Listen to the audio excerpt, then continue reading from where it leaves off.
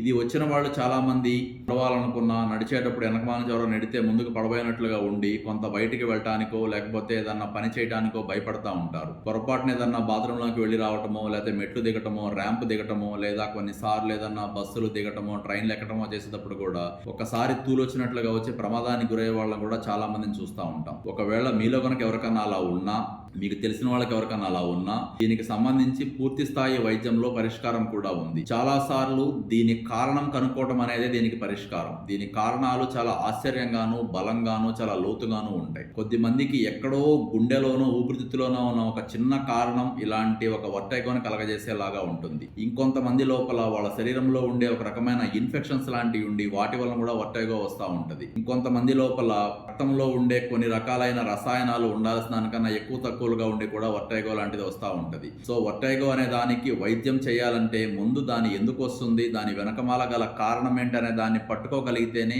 దీన్ని పూర్తి స్థాయి పరిష్కారం లాగా చేయొచ్చు. సో మీకు ఎవరికన్నా వర్టైగో కనుక ఉంటే ఖచ్చితంగా మమ్మల్ని సంప్రదించండి. Doctor Lenin Reddy, gold hospital, Guntur. Thank you.